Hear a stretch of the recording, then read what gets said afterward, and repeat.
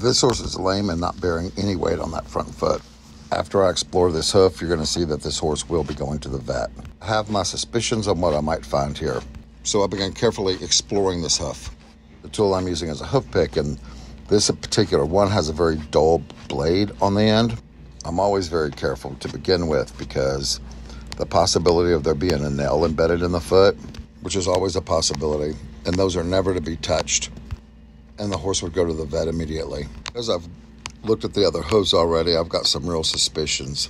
And you see me begin really digging around this frog, trying to remove that dirt, but it is really packed in there. But I'm also noticing a level of moisture within this hoof. Truth is, I'm not sure if that's water or the possibility of some other substance coming from the hoof, like blood or discharge from an abscess.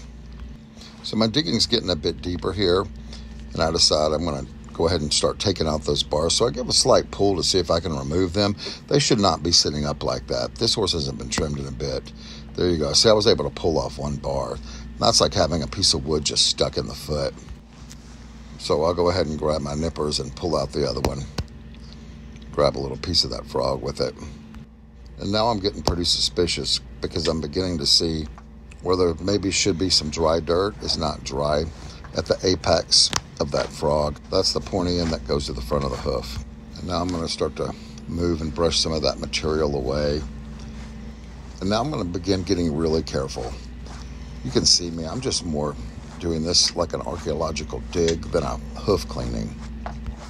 And you see me just starting to touch. You don't see me jabbing anything into the hoof, just slowly trying to remove some of that material, because I am starting to notice, which might actually be the sensitive frog, where the frog actually grows from. And check out what we've unveiled. Really just incredibly terrible. It's a thrush that's eaten the frog completely away and exposed this very sensitive paper thin of the sensitive frog. And I want you to remember, this is sensitive to the touch, and this horse might bear 800 pounds on this foot. End result, this was bleeding because that frog's been penetrated, so this hoof has a great possibility of developing some real serious infections. So we're just going to clean this out with a little bit of sterile water.